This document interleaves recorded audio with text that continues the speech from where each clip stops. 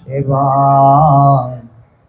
ইহা বিনা ধর্ম নাই, শুনো সনাতন। ও সনাতন, ধর্ম কি জানো? জীবকে দয়া করো, নামে রুচি আনো, আর আমার বৈষ্ণবের অনাবরত সেবা করো। এই মানব জীবন তার ধন্য হবে, যে বৈষ্ণবের সেবায় তার রতিমতি মন সর্বস্ব সমর্পণ করতে পারবে। তাই মহাজনগণ বলছেন, তোমরা যত পারো তত করো, যত পারো তত করো, যত পারো তত করো,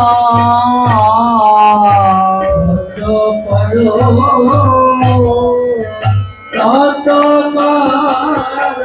বলে বলে বৈষ্ণব সেবা করো, যত পারো তত করো, বলে বৈষ্ণব সেবা করো, যত পারো তত বলে ধরো ধরো চরণ ধরো,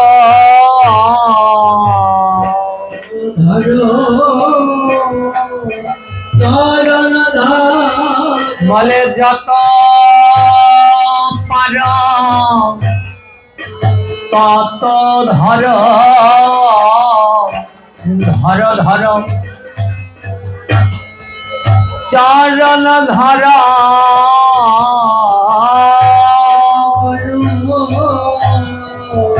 হরে বল হরে বল, ধরো ধরো চরণ ধরো, তোমরা মাখো মাখো আরো মাখো,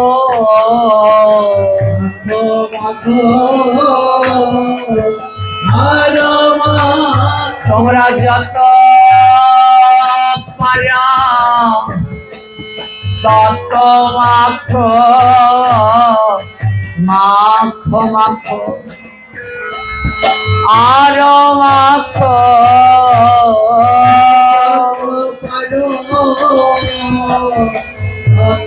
ধরো মাখো মাখো আরো এই ভক্তে ধুলা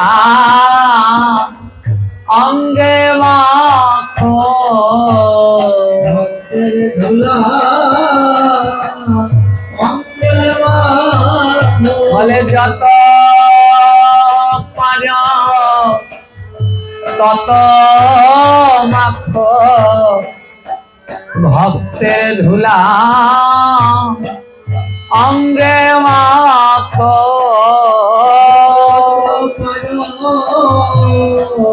তত মাখো, ভক্তের ধুলা অঙ্গে মাখো।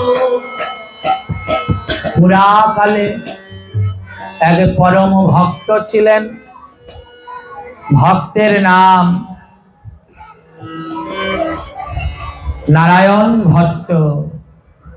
এক শুদ্ধ ব্রাহ্মণ ছিলেন নারায়ণ ভট্ট। যেমন তার ভক্তি, তেমন তার নিষ্ঠা, তেমন তার রুচি ভক্তি বিশ্বাস। হরি নামে হরি পদে অনাবরত এই শুদ্ধ ভক্ত নারায়ণ ভট্টের রুচি বিশ্বাস। নারায়ণ ভট্ট সংসারী, তার সহধর্মিনীর নাম তার সহধর্মিনীর নাম সুনীতি। দুইজনেই যেমন নারায়ণ ভট্ট তেমন তার সহধর্মিনী সুনীতি, দুজনেই ভগবানের পরম প্রিয় ভক্ত। একদিন স্বামী স্ত্রী দুজনে মিলে ভাগবত কথা হরি কথা শ্রবণ করতে গেলেন। আর যখন তারা ভাগবত কথা হরি কথা শ্রবণ করতে গেলেন, ওই ব্যাসাসনে ভাগবত বক্তা হরি কথা বলছেন, তার মধ্যে একটা কথা বললেন, বৈষ্ণব সেবা বিনা নিস্তার পাইছে কেবা। বক্তা একটি কথা বললেন, বৈষ্ণব সেবা বিনা নিস্তার পাইছে কেবা। যখন নারায়ণ ভট্ট এই কথাটি তার কর্ণগোচর হলো, তার কানে গেল, নারায়ণ ভট্ট দুই নয়নের জলে ভাসছে। ভাগবত পাঠ শ্রবণ অন্তে স্বামী স্ত্রী যখন দুইজনে গৃহে ফিরে এসেছে, সহধর্মিনী সুনীতি জিজ্ঞাসা করছে, স্বামী, ওই ভাগবত পাঠে বসে দেখছি তোমার নয়ন থেকে জল ঝরছে, আর এখনো তোমার নয়নে অনাবরত জল। বলো তো, তোমার মনে এমন কি দুঃখ, তুমি কেন এত কাঁদছো? নারায়ণ ভট্ট বলছে, সুনীতি, তুমি শোনোনি, যিনি ব্যাসাসনে ছিল তিনি একটা কথা বলেছেন, বৈষ্ণব সেবা বিনা নিস্তার পাইছে কেবা। ও সুনীতি, সারা জীবন আয় করলাম, রোজগার করলাম, ব্যাগ ভরে বাজার আনলাম, রান্না করলাম আর খেলাম, কিন্তু একদিন কালো আমাদের বাজার ওই বৈষ্ণবের সেবায় লাগেনি, আমার গৌর ভক্তের সেবায় লাগেনি। তাই সুনীতি গো, আমার বোধহয় আর নিস্তার হবে না, কারণ আমার তো একদিনও বৈষ্ণব সেবা করা হয়নি। সুনীতি বলছে, স্বামী তুমি কেঁদো না, আমরা কালী বৈষ্ণব সেবা দেব। নারায়ণ ভট্ট বলে, ও সুনীতি, এখন আমার বয়স 40 বছর, এই 40 বছরে আমি একদিন বৈষ্ণব সেবা দেইনি, কালকে একদিন বৈষ্ণব সেবা দিয়ে কি কোনোদিন গোবিন্দের কৃপা পাবো? নারায়ণ ভট্টের দুই নয়নের জল কিছুতেই থামছে না। সুনীতি বলছে, স্বামী, তাহলে একটা কাজ করি। বলে, কি কাজ? আমরা যতদিন বাঁচবো, আমরা স্বামী স্ত্রী যতদিন বাঁচবো, ততদিন আমরা বৈষ্ণব সেবা দেব। বলে, যতদিন এই দেহে আমাদের প্রাণ আছে, ততদিন আমরা বৈষ্ণব সেবা দেব। বৈষ্ণবের উচ্ছিষ্ট ছাড়া আমরা কিছু নাহি খাবো। ও স্বামী, যতদিন আমরা বাঁচবো ততদিন আমরা বৈষ্ণব সেবা দেব, আর ওই বৈষ্ণবের উচ্ছিষ্ট ছাড়া আমরা আজ থেকে আর কিছু খাবো না। 40 বছর তো পার হয়ে গেছে, বাকি জীবনটা যেন সাধুগুরু বৈষ্ণবের সেবা করে কাটিয়ে দিতে পারি। বলে, বেশ, বৈষ্ণব কোথায় পাবো? নারায়ণ ভট্ট ব্রাহ্মণ, তো লোকের বাড়িতে পুজো অর্চনা করে যা পায় বাড়িতে এনে সহধর্মিনীর হাতে তুলে দেয়। পরম শুদ্ধ ভক্তিমতী সহধর্মিনী সুনীতি রান্না করে গোবিন্দের ভোগ লাগায়। আর যখন সুনীতি রান্না করে গোবিন্দের ভোগ লাগায়, নারায়ণ ভট্ট কাঁধের উপরে একটা গামছা দিয়ে ওদের বাড়ির 3 রাস্তার মাথায় গিয়ে করজোড় করে দাঁড়ায়। ওই তিন রাস্তার মাথায় গিয়ে হাত জোর করে দাঁড়িয়ে থাকে। আর ওই রাস্তা দিয়ে যখন কোনো কৃষ্ণ ভক্তকে যেতে দেখে, নারায়ণ ভট্ট গিয়ে সেই ভক্তের চরণ দুটো বুকের মাঝে জড়িয়ে ধরে। তিন রাস্তার মাথায় যখন কোনো কৃষ্ণ ভক্ত দেখতে পায়, চরণ দুটো নারায়ণ ভট্ট বুকের মাঝে।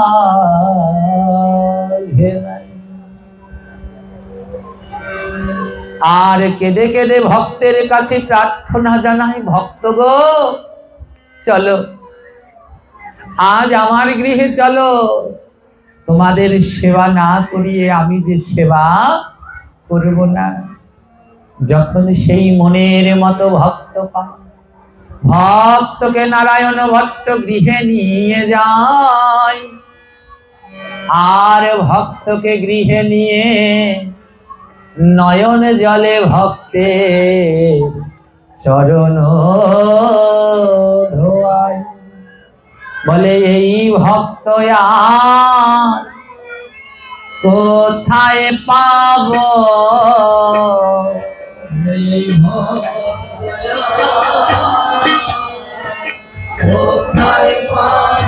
আজি নয়ন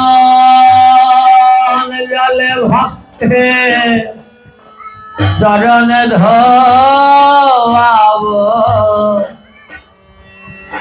এই ভক্ত কোথায় পাবো,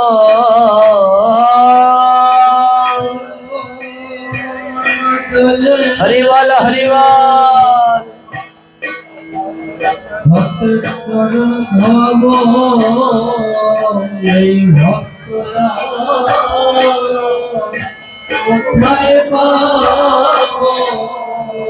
বলে এমন ভক্ত কোথায় পাবো।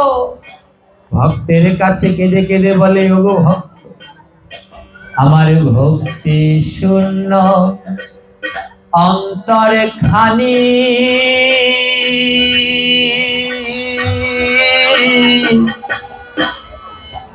নয়নেতে নাই রে পানি। আমার ভক্তি শূন্য অন্তর খানি। হরি বল হরি বল।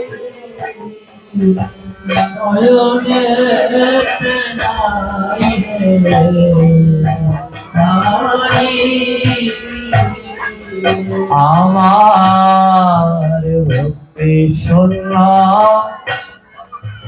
অন্তর খানি,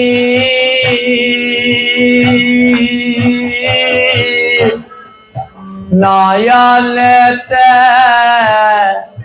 নাই রে পানি। ভক্তি শূন্য অন্তর খানি,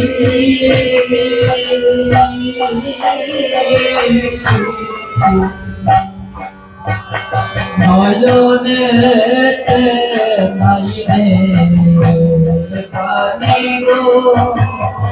ও ভক্ত, আমার হৃদয় মাঝে কোনো ভক্তি নাই, তাই শুনেছি ভক্তের কাছে কিছু চাইলে গোবিন্দ নাকি মুখ ফিরায় না। তাই হে ভক্ত, তোমার কাছে কি চাই জানো? আমি নামের মালা দিয়া গলে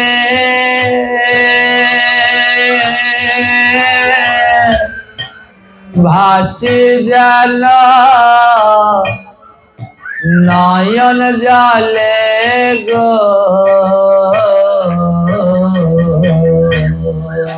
নামের মালা দিয়া গলে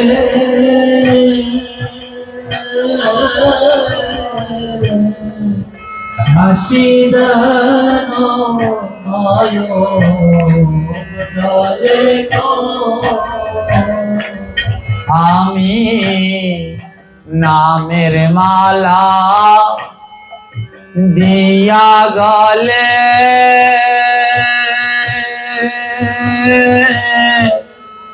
ভাসে যেন নয়ন জলে গো নামের মালা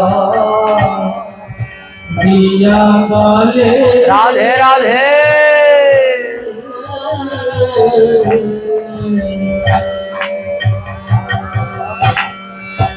ভাসিত নয়ন জলে গো ওই ভক্তের ধুলা কইরা সঙ্গ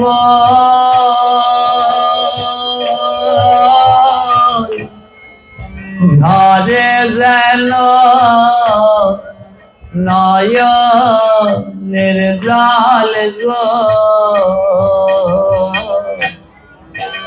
ভক্তের ধুলা কইরা সঙ্গ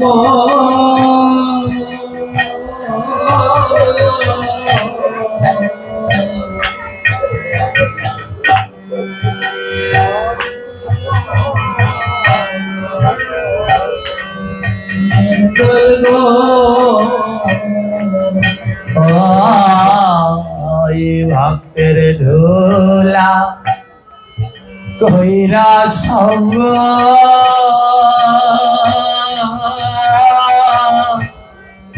ঝরে যেন নয়নের জল গো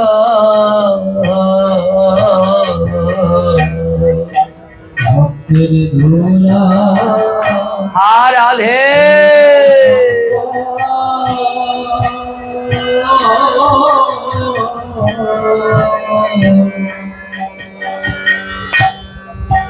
ঝরে যেন নয়নের জল গো ওই ভক্তের অঙ্গ করব পর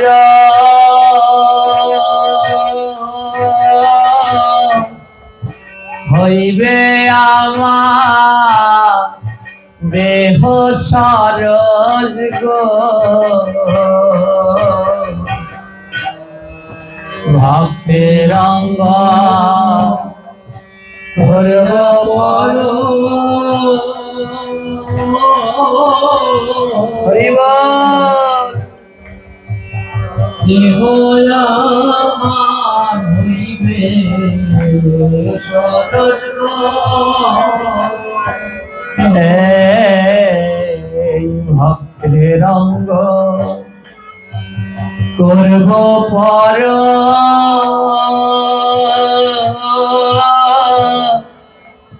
দেহ আমার হইবে সরস গো ভক্তের অঙ্গ করে পর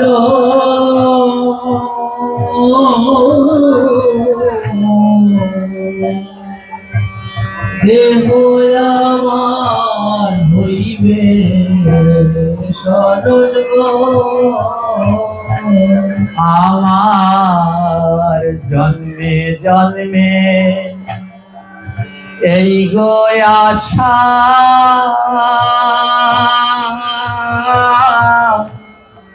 ভক্তের ছর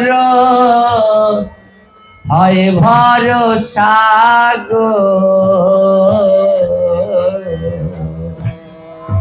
জন্মে জন্মে এই গো আশা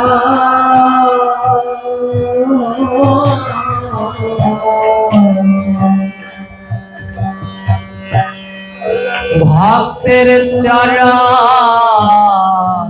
হয় ভরসা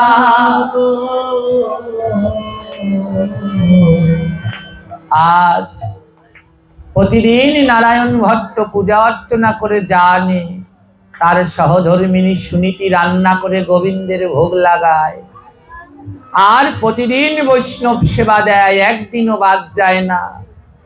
বৈষ্ণব সেবা করার পরে তারা পাতে যে উচ্ছিষ্ট রেখে যায়, ওই স্বামী আর স্ত্রী সহধর্মিনী দুইজনে মিলে বৈষ্ণবের উচ্ছিষ্ট প্রসাদ সেবা করে দিন কাটায়। বৈষ্ণবের উচ্ছিষ্ট ছাড়া কিছু নাহি খায়, নাম প্রেমে দুইজনার দিন কেটে যায়। দেখতে দেখতে বর্ষাকাল চলে আসলো, পুজো অর্চনা কমে আসলো। নারায়ণ ভট্টের তেমন আর এখন অর্থ আয় রোজগার নেই। একদিন সুনীতিকে বলছে, সুনীতি, এখন তো তেমন আয় রোজগার নেই, কি করে প্রতিদিনের বৈষ্ণব সেবা চলবে? সুনীতি বলে, চিন্তা করো না ও স্বামী, মরে যাব কিন্তু আর বৈষ্ণব সেবা বন্ধ করব না। সুনীতির গায়ে যত অলংকার ছিল সব অলংকার খুলে স্বামীর হাতে তুলে দিল, নাও, এই সব অলংকার নিয়ে বিক্রি করে দাও, যে অর্থ হবে তাই দিয়ে প্রতিদিন বৈষ্ণব সেবা চলবে, বৈষ্ণব সেবা বন্ধ হবে না। দেখুন, একে বলে সহধর্মিনী। যিনি স্বামীকে ধর্মের পথে সহায়তা করে তাকে বলে সহধর্মিনী। আজ গায়ের সমস্ত অলংকার খুলে দিয়ে দিলেন, অলংকার খুলে দিয়ে দিলেন। অলংকারগুলো বিক্রি করে প্রতিদিন বৈষ্ণব সেবা চলতে লাগলো। কিছুদিন পরে অলংকার শেষ হয়ে গেছে, কতদিন থাকে টাকা? নারায়ণ ভট্ট বলে, আর তো টাকা নেই, এবার কি করে বৈষ্ণব সেবা চলবে? বলে, চিন্তা করো না, চিন্তা করো না, ঘরের তামা কাঁসা পিতল গুলো সব বের করে দিয়েছে, নাও, এগুলো কি দরকার? বৈষ্ণব সেবার থেকে বড় হয় না, এগুলো বিক্রি করে বৈষ্ণব সেবা চালাও। তামা কাঁসা পিতল সব বিক্রি করে চলতে লাগলো বৈষ্ণব সেবা। বেশ কিছুদিন কেটে গেল। এখন মাটির হাঁড়িতে রান্না করে, কলা পাতায় করে সেবা করে, প্রসাদ পায়। বেশ কিছুদিন চলে গেল, টাকা ফুরিয়ে গেল। বলল, এবার কি হবে? সুনীতি বলে, চিন্তা করো না, দুইজনে দুই ছুট করে জামা কাপড় রেখে, দুটো দুটো করে জামা কাপড় রেখে আর সব দিয়ে দিয়েছে, নাও, ভক্তের এত জামা কাপড়ের কি দরকার, এগুলো সব বিক্রি করে দাও, যে অর্থ হবে তাই দিয়ে চলবে। সুনীতি তখন গর্ভবতী, গর্ভে তার সন্তান। বলে, বেশ তাই হোক। সমস্ত নিজেদের পরার শাড়ি কাপড় বিক্রি করে দিয়ে কয়েকদিন বৈষ্ণব সেবা চলল, তাও ফুরিয়ে গেল। বলে, এবার কি করে বৈষ্ণব সেবা হবে? সুনীতি বলে, স্বামী, একটা কাজ করো। কি কাজ? আমাদের ঘরের দরজা জানলাগুলো বিক্রি করে দাও। চিন্তা করুন কেমন নিষ্ঠা ভক্তি রুচি। বলে, ঘরের দরজা জানলাগুলো বিক্রি করে দাও। আমরা তো কাঙাল, আমাদের ঘরে সোনাও নেই, রূপাও নেই, তামাও নেই, কাঁসাও নেই, মাটির পাত্রে রান্না করি, কলা পাতায় সেবা করি। তাই দরজা জানলা তো তাদের লাগে যাদের ঘরে চোর ঢোকার ভয় আছে। ও স্বামী, তুমি ঘরের দরজা জানলাগুলো বিক্রি করে দিয়ে যে টাকা হবে ওই দিয়ে বৈষ্ণব সেবা চালিয়ে যাও। ঘরের দরজা জানলা সব বিক্রি করে দিয়ে চলতে লাগলো বৈষ্ণব সেবা। হরি বল। আমরা মরলে পরে আমাদের কথা কোনো